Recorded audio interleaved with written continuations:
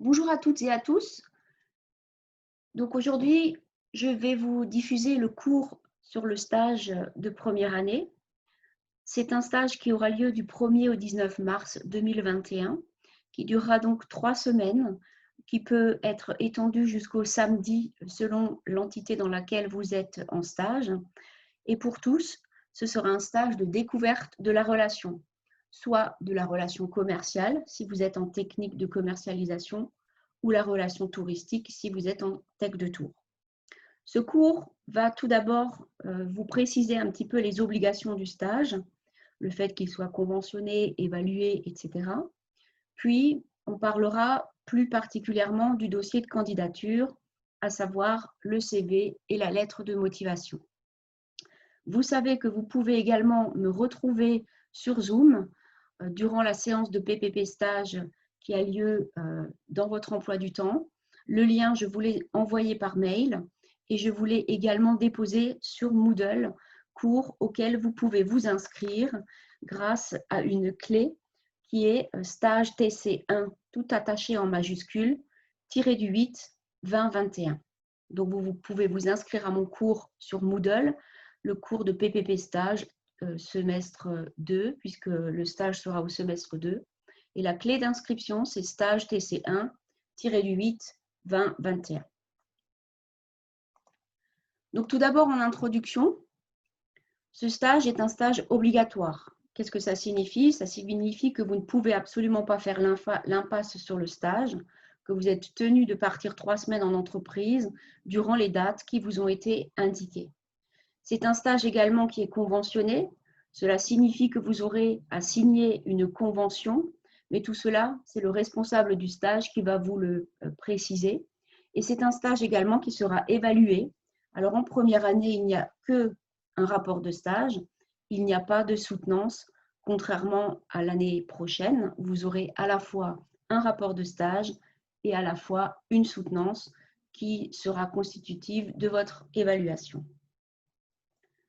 Les objectifs du stage, d'une manière très générale, sont la possibilité d'être intégré professionnellement. Certains d'entre vous ont déjà eu des expériences professionnelles dans le commerce, d'autres des expériences professionnelles, mais pas dans le milieu du commerce, dans le milieu du tourisme. Donc, c'est l'occasion pour vous de vérifier votre projet professionnel et de préciser un petit peu votre futur. Donc, c'est un objectif d'intégration professionnelle.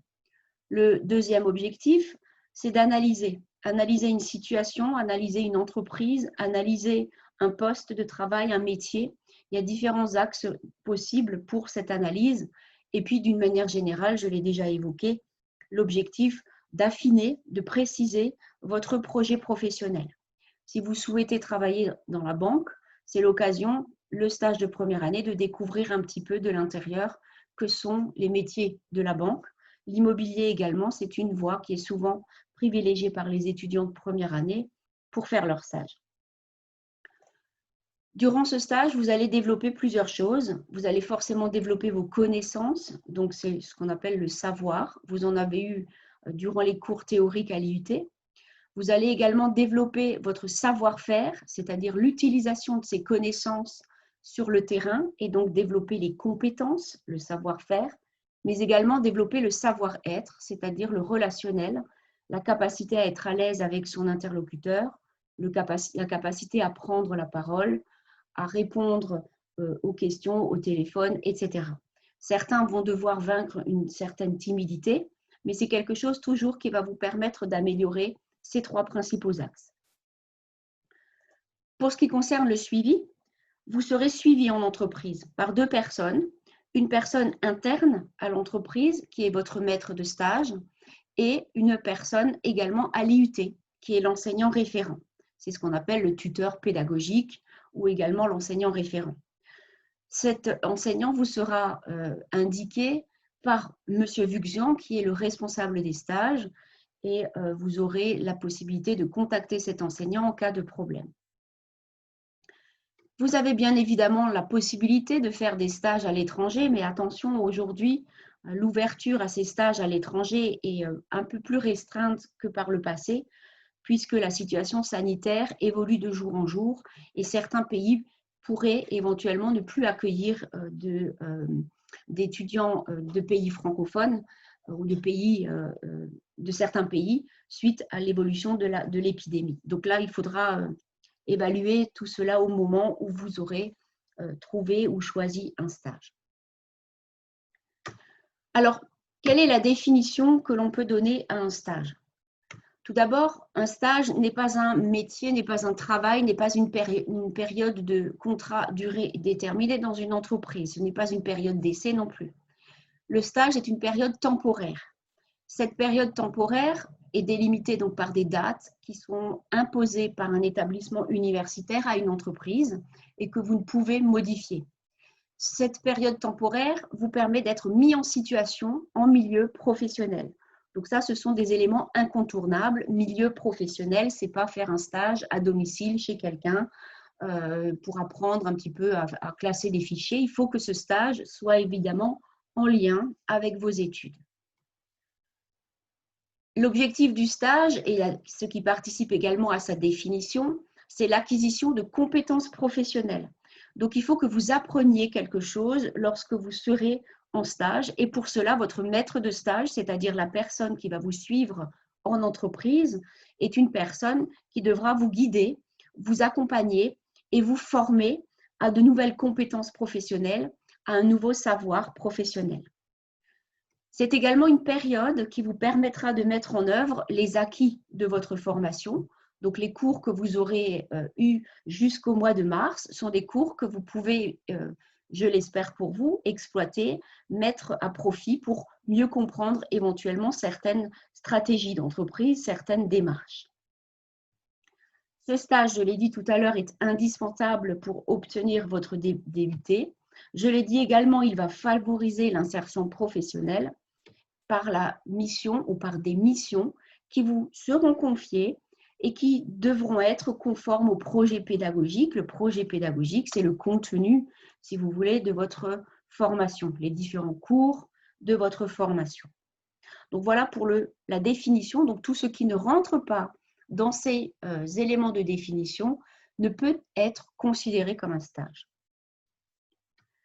Il existe des personnes ressources.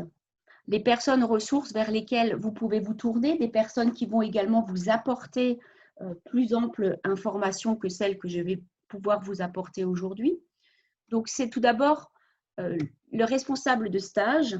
Il y en a plusieurs selon votre formation. Pour les technico-commerciaux, c'est M. François Vuxon. Vous pouvez le contacter bien évidemment par mail, mais il viendra également vous dispenser des cours au sujet des stages et il vous accompagnera dans la recherche de stages, dans la validation des documents administratifs et dans toutes les questions qui sont liées à la circulation de ces documents et également aux assurances que vous devez remplir pour pouvoir exercer votre position de stagiaire dans l'entreprise. La responsable des stages de la formation Tech de Tours, c'est Madame Elisabeth Oychen-Oster, que vous connaissez également. D'autres personnes ressources dont vous aurez vraiment beaucoup besoin parce qu'elles vont principalement gérer le côté administratif, ce sont les secrétaires. Donc, vous avez Aurélie Ludwig, qui est la secrétaire de TC, et Madame Klinger, Evelyne, qui est secrétaire plus spécifiquement des Tech de Tours. Et puis, d'une manière générale, tous vos tuteurs enseignants seront des tuteurs potentiellement suiveurs de stage. Vous pouvez aussi vous tourner vers eux en fonction des matières qu'ils enseignent. Vous tournez également vers des vacataires, des intervenants professionnels pour les questionner sur leur possibilité de vous accueillir éventuellement dans leur entreprise ou dans une entreprise de leur réseau. Et puis, bien évidemment, toute l'équipe enseignante dans sa globalité. Je mets etc. parce que les personnes ressources vont bien au-delà du cadre institutionnel. Les personnes ressources sont également les personnes qui font partie de votre réseau. Vous avez fait un stage en 3e, vous avez travaillé peut-être cet été. Ce sont des personnes peut-être qui pourront vous aider à trouver un stage parce qu'elles connaissent quelqu'un, qui connaissent quelqu'un, qui connaît quelqu'un, qui connaît quelqu'un. Donc, vous avez un réseau professionnel aussi sur lequel il va falloir peut-être réfléchir pour voir s'il n'y a pas dans ce réseau une personne qui peut vous aider à trouver un stage c'est parfois un petit peu plus rapide que de passer par une voie logique qui est contacter le service des ressources humaines de l'entreprise, ensuite atterrir dans le bon service, etc. Donc, les personnes ressources peuvent accélérer un petit peu les choses. Bien, nous allons voir les atouts du stage pour vous en tant que stagiaire, en tant qu'étudiant. Donc, évidemment, je vais répéter des éléments qui ont déjà été donnés en introduction, mais ce sont des éléments essentiels parce qu'ils vont également être repris un petit peu dans votre analyse du stage. Donc, d'abord, c'est un atout de votre formation. Sachez que tous les DUT n'ont pas forcément un stage en première année. Donc, en deuxième année, il est parfois un petit peu tard de se confronter au marché du travail, de se confronter au monde professionnel pour se rendre compte que finalement, c'est plutôt le milieu de l'immobilier qui me plairait plutôt que celui de la banque, ou alors ce n'est pas du tout le commerce en tant que tel qui me plairait, mais plutôt ce qui a trait au marketing. Donc, un atout de votre formation par l'immersion et l'intégration dans un contexte commercial ou touristique. Un atout de votre formation également parce que ça vous permettra de voir concrètement ce que vous avez pu apprendre de manière théorique à l'IUT. Vous allez pouvoir le mettre en pratique peut-être dans une entreprise ou le voir mettre en pratique par quelqu'un d'autre dans une entreprise. Et ça vous aidera également à assimiler des concepts qui sont peut-être encore un petit peu pour vous complètement abstraits. Le fait de vivre cela en entreprise vous aidera à cette assimilation de concepts. Et vous aurez également la possibilité, même la nécessité de réaliser une analyse. Vous en apprendrez un petit peu plus grâce au responsable des stages, M. Vuxian. Vous aurez à analyser, par exemple, la relation commerciale. Comment est-ce qu'on peut définir dans cette entreprise la relation commerciale? Comment est-ce qu'ils arrivent à la maintenir, à la mettre en œuvre, à la développer? De la même manière, comment une analyse de la relation touristique peut être faite? Qu'est-ce que signifie la relation touristique? Qu'est-ce qu'elle implique en termes de compétences relationnelles, etc. Donc voilà quelques atouts de votre formation. Il y en a encore bien d'autres qui peuvent être plus des atouts individuels. Deuxièmement, je l'ai également dit, un lien avec le PPP. Le PPP, je vous le rappelle, c'est le projet professionnel et personnel de l'étudiant. Alors, le stage vous permettra, à l'issue du stage, de mieux vous positionner. Tout d'abord dans le choix de votre formation, vous dire simplement je suis vraiment à ma place parce que le stage, les 3 semaines sur le terrain m'ont permis de me conforter dans l'idée que ce DUT est un tremplin pour mon avenir professionnel. Et ça vous permet également de préciser des objectifs en termes de poursuite d'études ou de secteurs d'activité dans lesquels vous aimeriez exercer plus tard votre profession.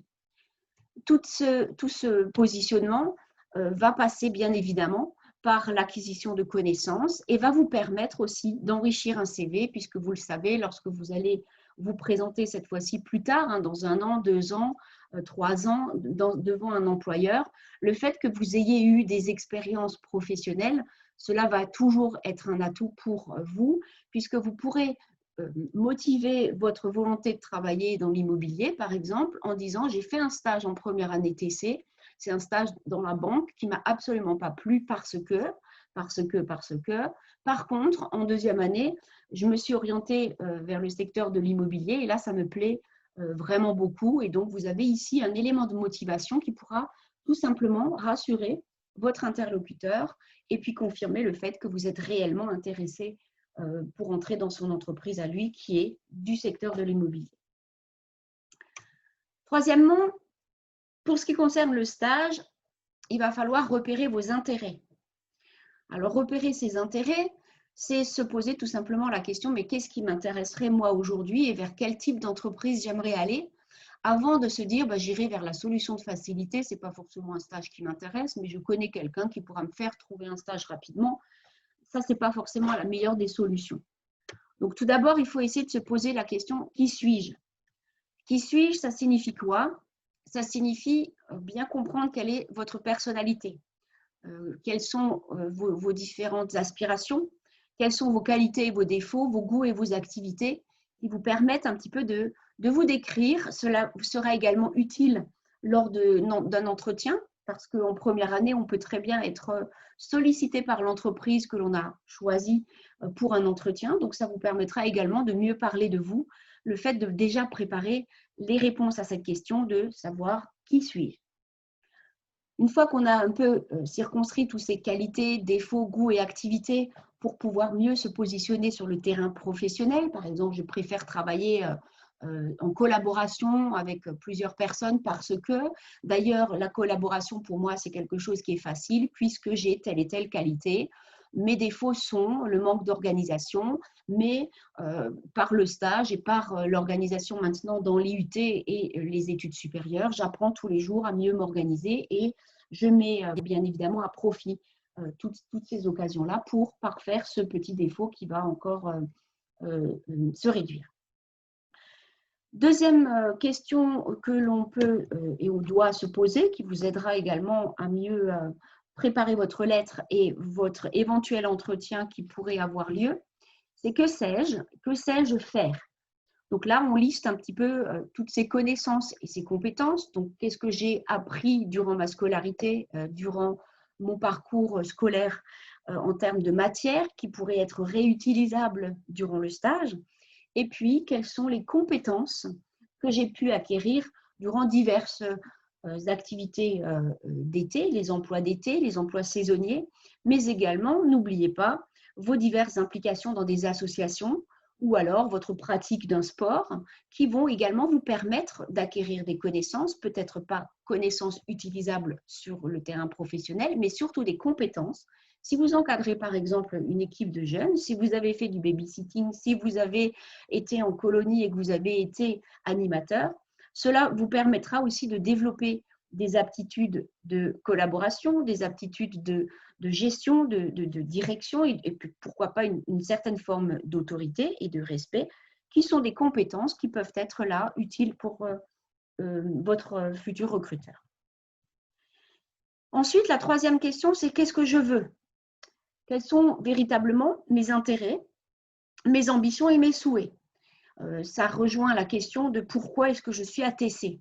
Alors, on n'est pas à TC juste parce qu'on a vu de la lumière, on est rentré, mais on a forcément choisi cette formation. Alors, par défaut, pour certains qui auraient vu tous leurs autres choix négatifs, mais il faut essayer quand même de valoriser cette année et votre entrée à l'IUT par des intérêts, des ambitions et des souhaits. C'est tout ce qui va montrer toujours, encore une fois, quelque chose d'important, c'est cette cohérence avec votre projet professionnel. Et puis, une fois qu'on a répondu à qui suis-je, que sais-je et qu'est-ce que je veux, on va pouvoir peut-être identifier ce qui me manque. Donc, qu'est-ce qui me manque? Quelles sont mes lacunes et à quel niveau? Ce sont également des choses sur lesquelles vous pourrez demander à travailler. Par exemple, ce qui me manque, c'est l'aisance encore avec un public.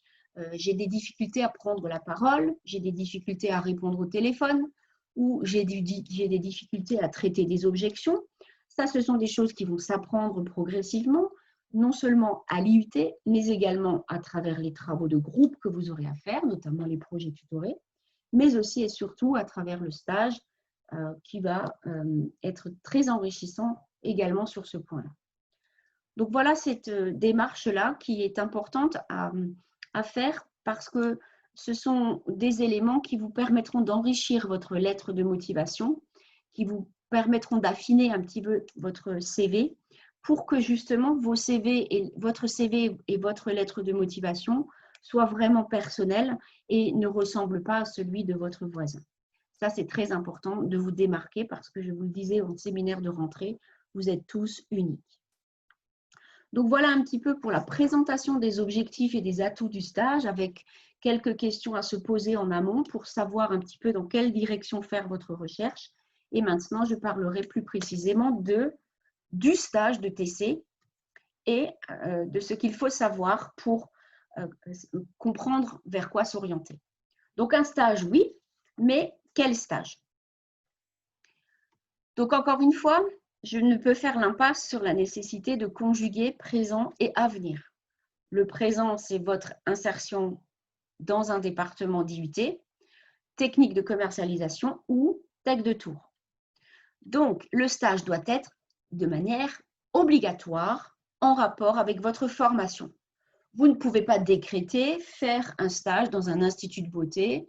Vous ne pouvez pas décréter de faire votre stage chez un vétérinaire. Ce n'est plus un stage de troisième qui est ouvert à tout secteur d'activité, mais c'est un stage qui doit être obligatoirement en rapport avec votre formation. C'est une nécessité aussi, quand je dis conjuguer présent et avenir, l'avenir, c'est de savoir un petit peu se projeter dans le futur. Stage, validation d'un vœu professionnel, quelle poursuite d'études, voir un petit peu concrètement si ce à quoi je pensais avant d'entrer à TC pourrait effectivement continuer à me plaire lorsque je le découvre concrètement et vérifier aussi si des métiers que vous aviez un petit peu en tête pourraient vous satisfaire dans un futur plus ou moins proche. Donc voilà ce que veut dire conjuguer présent et avenir. Alors les secteurs d'activité sont extrêmement divers. Tout à l'heure, je vous ai parlé de la banque, je vous ai parlé du secteur de l'immobilier. Eh bien, il y a bien d'autres secteurs. Alors, je vous ai cité ces deux-là parce que c'est effectivement dans ces deux principaux que les étudiants s'orientent. Alors, la vente est également une possibilité. Alors, je vous rends simplement attentif au fait que certains points de vente ont plus besoin de manutentionnaires, c'est-à-dire d'aide pour mettre en rayon et n'ont pas forcément toujours la possibilité de former des étudiants à la vente et à la relation commerciale. Donc là, il faudra être très, très attentif lorsque vous échangerez avec les enseignes respectives, de bien vous faire préciser les objectifs de votre venue en entreprise. Puisque vous ne devez pas simplement faire de la manutention, c'est possible d'en faire, mais pas sur les 3 semaines. De la même manière, répondre au téléphone ou servir le café, ça c'est évidemment des tâches qui sont à bannir. Donc la publicité, c'est un secteur qui peut vous attirer. Mais là, je vous préciserai aussi que c'est très difficile en première année pour 3 semaines de rentrer dans ce secteur parce que souvent, on a affaire à des entreprises qui sont petites, des entreprises unipersonnelles ou des petites PME ou des startups. Donc la publicité, c'est tout d'abord parfois un manque de personnes disponibles pour vous accompagner.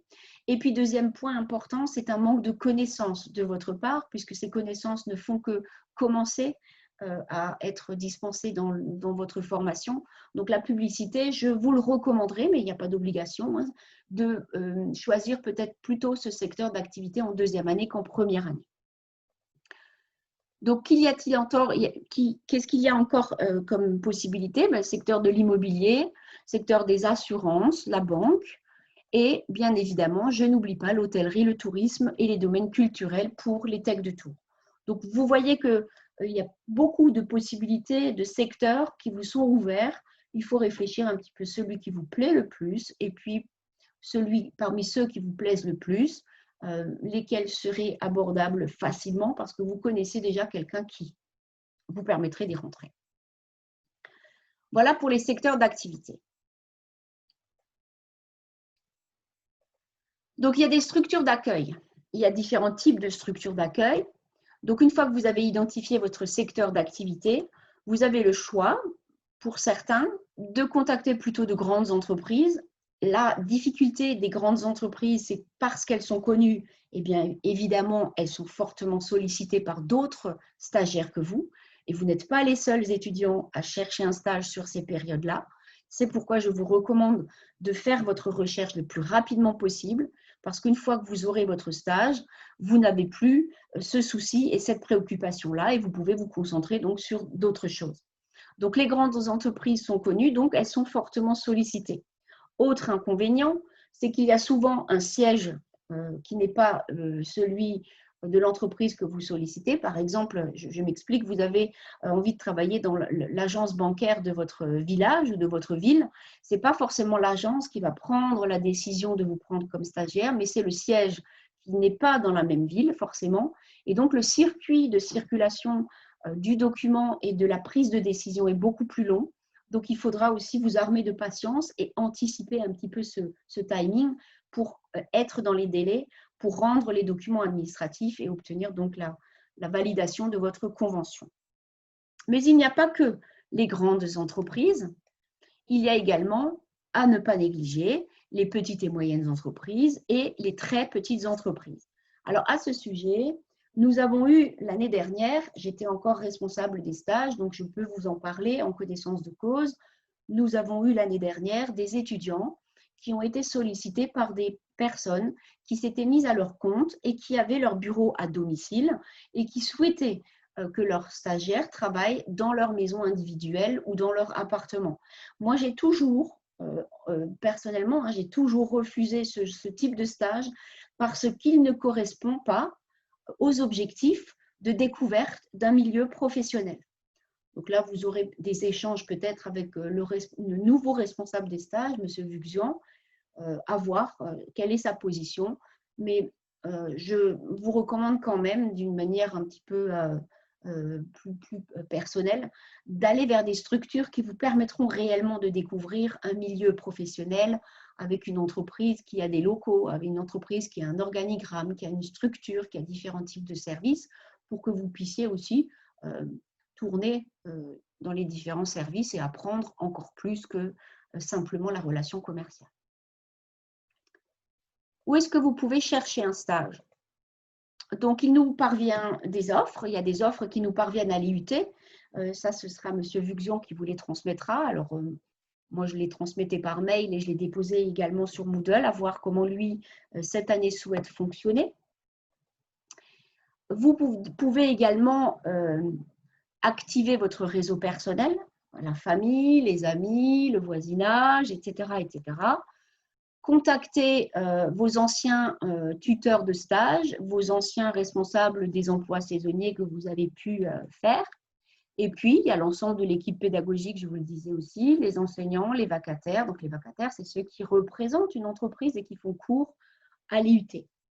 Il y a également des bases de données que vous pouvez contacter. Donc, la base de données du Learning Center, qui est le nouveau nom pour la bibliothèque universitaire. Donc, je vous ai mis le lien ici. Et puis, il y a le bureau d'aide à l'insertion professionnelle et des stages, qui est le BAIPS, qui a également une page très intéressante sur les modalités du stage. Vous trouverez des renseignements sur les différents documents administratifs à valider. Vous trouverez des conseils de rédaction de CV, lettre de motivation, qui seront des conseils complémentaires à ceux que je vais pouvoir faire. Et puis, vous avez également des indications sur les assurances qu'il faut avoir et puis sur ce qu'il faut faire en cas de maladie. Si vous tombez malade, qu'est-ce qu'il faut faire? Il faut d'abord prévenir l'entreprise, prévenir l'IUT, etc., etc. Mais tout ça, c'est aussi M. Vuxian qui devrait vous en faire part, comme je le faisais à mes étudiants jusqu'à l'année dernière. Voilà, donc je vous présente, ce n'est pas forcément nécessaire que je vous présente le site, vous pouvez aller vous promener un petit peu dessus et vous pourrez découvrir tout cela. Qu'est-ce qu'il y a encore comme possibilité pour trouver des stages? Alors, ne négligez pas les associations d'étudiants, ne négligez pas non plus les deuxièmes années qui sont des étudiants qui ont connu le stage de première année, qui ont déjà un réseau. Pourquoi pas contacter l'entreprise qui a déjà accueilli l'année dernière un étudiant de première année, en passant justement par cet étudiant de première année, enfin actuellement de deuxième année, qui a gardé de très bons contacts avec cette entreprise. Il y a l'ONICEP, il y a les centres d'information et de documentation jeunesse, il y a des portails étudiants. Je vous ai mis là l'adresse Internet. Alors, l'inconvénient de ce portail, je suis amenée à vous transmettre l'information, mais ce sont des stages qui sont essentiellement en région parisienne. Mais bien évidemment, vous avez le droit de vous déplacer pour faire votre stage de 3 semaines. Vous n'êtes pas rémunéré, on ne vous rembourse pas les frais de déplacement, on ne vous héberge pas. Par contre, si vous connaissez quelqu'un qui habite Paris, que vous voulez faire votre stage à Paris, il n'y a aucun souci, et à l'étranger non plus, selon les modalités en vigueur à ce moment-là. Il y a d'autres liens que je vous indique ici. Et puis, vos réseaux sociaux, parce que vous êtes la génération qui utilise beaucoup les réseaux à titre de loisir, mais utilisez-les aussi à titre professionnel. LinkedIn, Facebook, pourquoi pas, hein, lancer un appel à vos amis pour trouver un stage. En tout cas, pour ce qui concerne l'utilisation des réseaux sociaux, je pense que je n'ai pas besoin de développer. Vous savez les utiliser bien mieux que moi.